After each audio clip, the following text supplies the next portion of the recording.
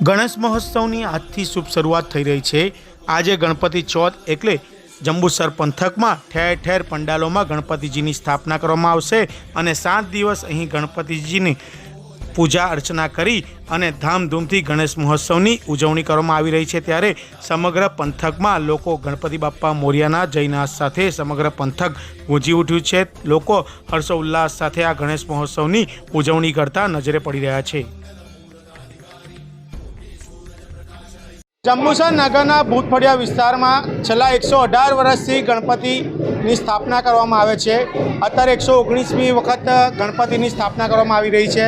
ત્યારે આપણી સાથે ભુવીર સાહેબ જોડાયા છે। શું છે, કેવો ઉત્સવ છે?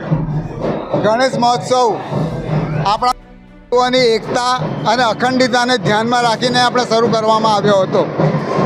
આ મહોત્સવમાં આપણે સૌ મન મૂકીને અને ઘણી જ સારી રીતે પોતાનો દરેક રીતે યોગદાન આપીને આ પ્રસંગને સફળ બનાવવામાં દરેક સભ્ય એમાં સાથ સહકાર આપે છે અને એના લીધે જ આ પ્રસંગની અને સમાજની આટલી પ્રતિષ્ઠા શહેરમાં જળવાઈ રહેલી છે અને એના લીધે જ ઘણા બીજા લાભો પણ સમાજને મળી શકે છે। ગણેશોત્સવ એક એવો પ્રસંગ છે કે જેને કારણે દૂર રહેતા વડોદરા, અમદાવાદ, સુરત આ બધા વિસ્તારોમાં રહેતા અમારા સગાવાલા ભાઈઓ બહેનો આ પ્રસંગ નિમિત્તે અહીંયા આગળ વર્ષમાં એક વખત ભેગા થઈ જાય છે। દિવાળી વખતે ભેગા નથી થતા, પણ ગણેશોત્સવમાં એમને એટલો બધો અદમ્ય ઉત્સાહ હોય છે, આનંદ હોય છે અને ગૌરવની લાગણી અનુભવાય છે। માટે મન મૂકીને અહીંયા આગળ પોતાનો સમય ફાળવે છે અને સહયોગ આપે છે। આ મૂર્તિ શાની બનાવવામાં આવે છે? આ મૂર્તિ માટીની બનાવવામાં આવે છે। પહેલેથી જ અમે માટીનો આગ્રહ રાખીએ છીએ અને માટીની જ બનાવીશું અને એની ઊંચાઈ પણ ફક્ત 2.5 ફૂટ, 3.5 ફૂટની જ રાખવામાં આવે છે। જેમ ભુવીર સાહેબે જણાવ્યું કે માટીની મૂર્તિ બનાવવામાં આવે છે। 118 વર્ષથી અહીંયા સ્થાપના કરવામાં આવે છે।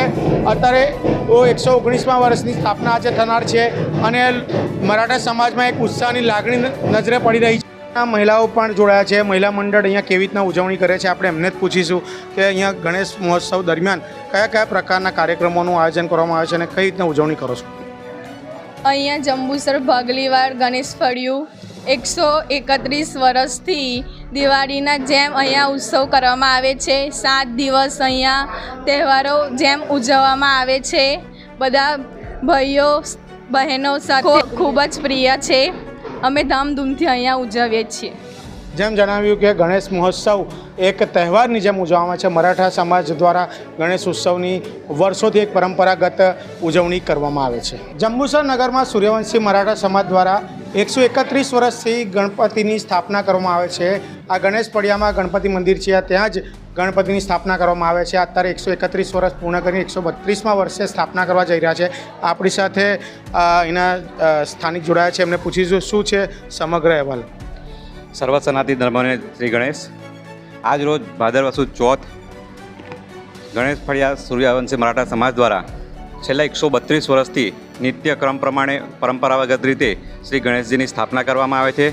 7 દિવસ ગણપતિનું વિધિવત પૂજન કરી અને 7મા દિવસે એનું વિસર્જન કરવામાં આવે છે। કેટલા વર્ષથી આ પરંપરાગત છે? કેટલા વર્ષથી મૂર્તિ કયા પ્રકારની લાવવામાં આવે છે? આ પરંપરા છેલ્લા 132 વર્ષથી ચાલી આવેલી છે।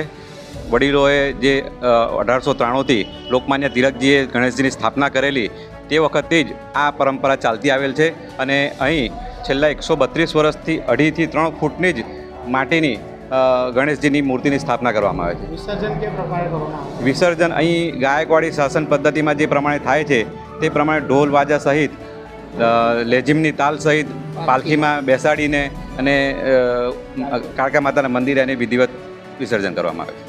જેમ જણાવ્યું કે પરંપરાગત 131 વર્ષથી ગણપતિની સ્થાપના કરવામાં આવે છે।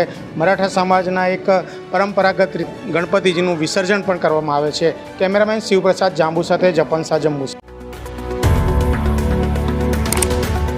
Subscribe now and press the bell icon.